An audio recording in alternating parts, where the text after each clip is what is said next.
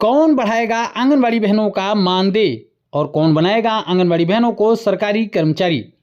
नमस्कार आंगनबाड़ी सेविका सहायिका मेरी बहनों, स्वागत है आप सभी का हमारी आज की इस बेहद महत्वपूर्ण और खास वीडियो में।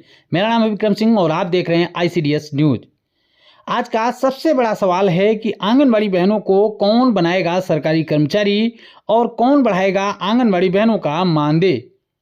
इस बात पर चर्चा करने से पहले एक फोटो देखिए। फोटो में एक दीवार से सट कर एक आंगनबाड़ी की महिला आपको दिखाई दे रही होगी।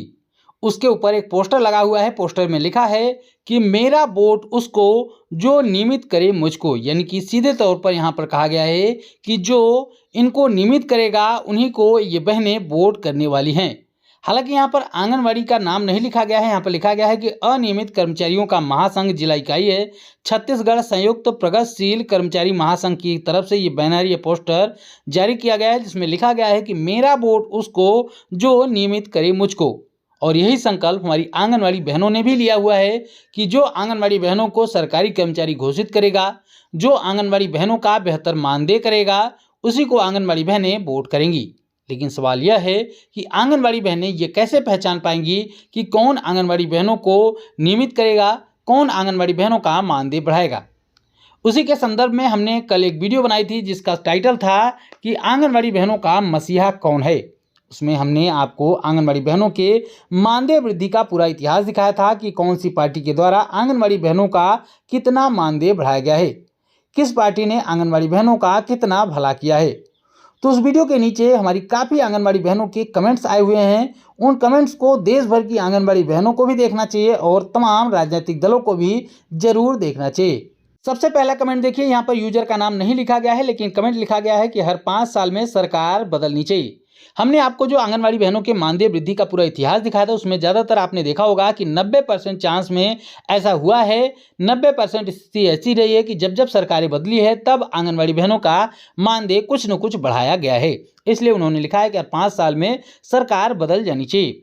उसके बाद अगला कमेंट है, यहाँ पर देख सकते हैं कि हेमलता राउत बहन का। इन्होंने लिखा है कि मोदी ने कुछ नहीं किया आंगनबाड़ी वालों के लिए। इनका कहना है कि मोदी सरकार के द्वारा आंगनबाड़ी बहनों के लिए कुछ भी नहीं किया गया है।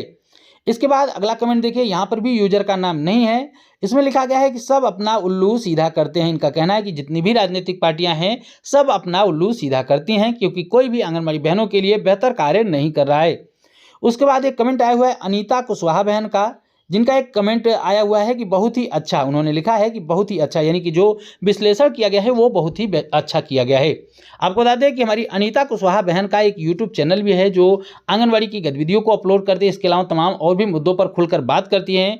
इनके चैनल का नाम हर घर आंगनबाड़ी के नाम से है। आप यूट्यूब पर सर्च करके इनके चैनल को भी देख सकते हैं। इसके बाद एक कमेंट आया हुआ है, यूजर यहाँ पर भी नाम नहीं लिखा गया है, लेकिन लिखा गया है कि कोई नहीं सोचता है। इनका कहना है कि कोई भी राजनीतिक पार्टी आंगनबाड़ी बहनों के विषय में नहीं सोचती है।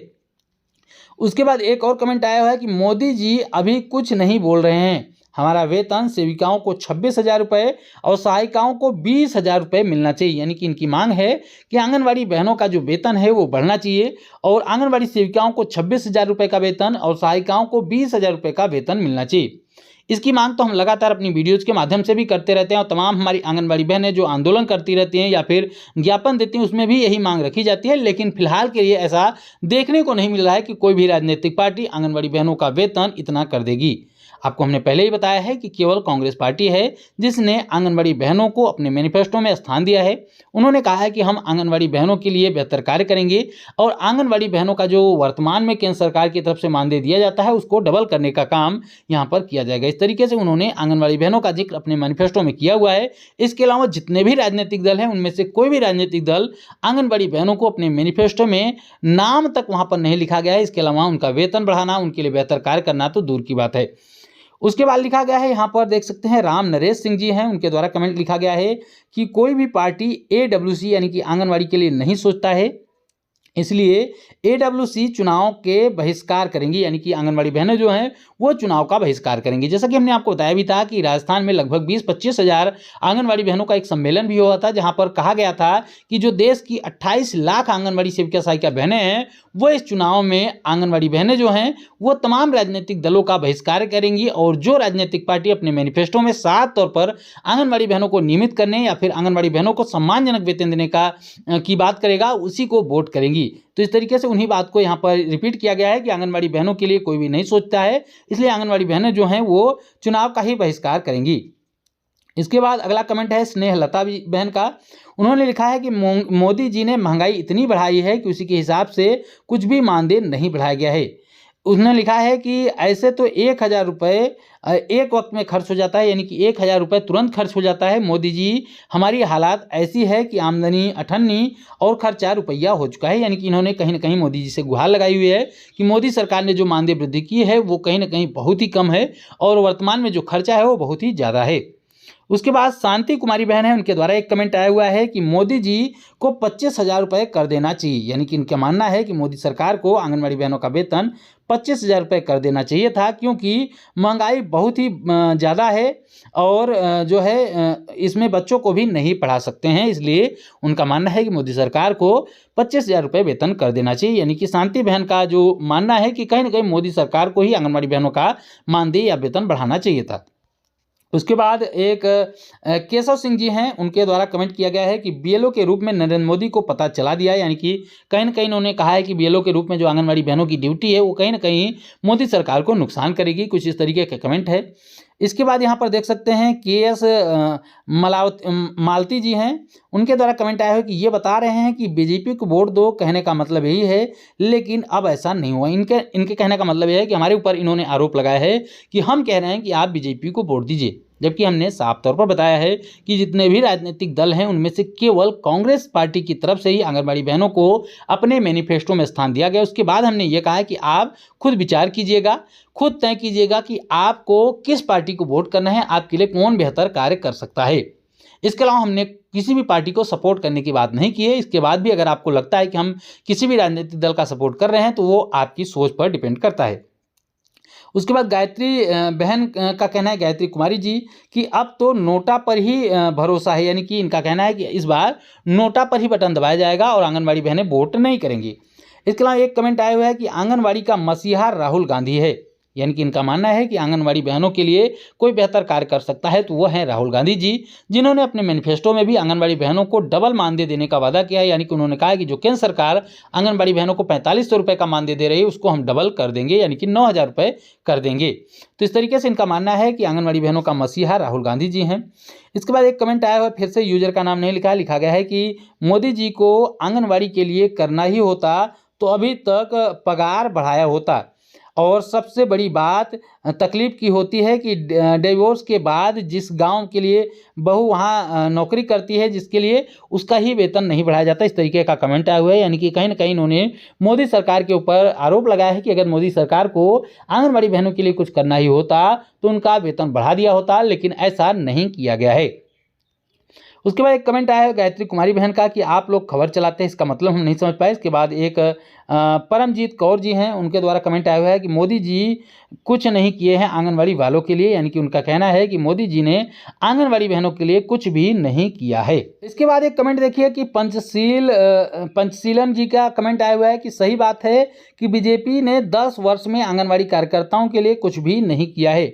हमने आपको दिखाया था कि बीजेपी ने टोटल अपने 15 साल के कार्यकाल में, जिसमें 5 साल जो अटल बिहारी वाजपेयी जी की सरकार थी वो, और 10 साल मोदी जी की कार्यकाल, इन दोनों ही कार्यकाल में 500 रुपये जो है अटल बिहारी वाजपेयी जी ने बढ़ाए थे और 1500 रुपये मोदी जी ने, यानी कि पूरे के पूरे 15 साल के कार्यकाल में 2000 रुपये की वृद्धि की गई है, ये पूरी बीजेपी पार्टी की तरफ से। इसी तरीके से हमने आपको दिखाया था कि कांग्रेस पार्टी की तरफ से टोटल कितना मानदेय जो है आंगनबाड़ी बहनों को दिया गया है।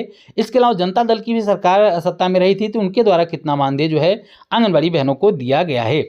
इसके बाद लिखा गया है वायरल वीडियो नामक एक ट्वीट हैंडल है, यूट्यूब हैंडल, उसकी तरफ से कमेंट आया हुआ है कि अब की बार कांग्रेस का सरकार आंगनबाड़ी का दोगुना मानदेय, यानी कि इनका मानना है कि जो राहुल गांधी जी ने वादा किया है आंगनबाड़ी बहनों के मानदेय को डबल करने के लिए, यानी कि केंद्रांश के मानदेय को डबल करने की बात उन्होंने की है, तो उन्होंने कहा है कि अब की बार कांग्रेस की सरकार, यानी कि इनका मानना है कि कांग्रेस की सरकार आनी चाहिए।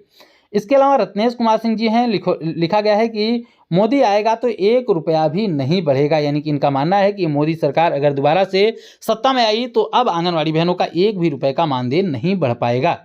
उसके बाद गोलू कुमार जी हैं, उनकी तरफ से एक कमेंट आया है कि बहनों इस बार सोच कर ही वोट डालना, इस बार कांग्रेस सरकार ही बननी चाहिए, यानी कि इनका भी मानना है कि इस बार कांग्रेस की सरकार बननी चाहिए।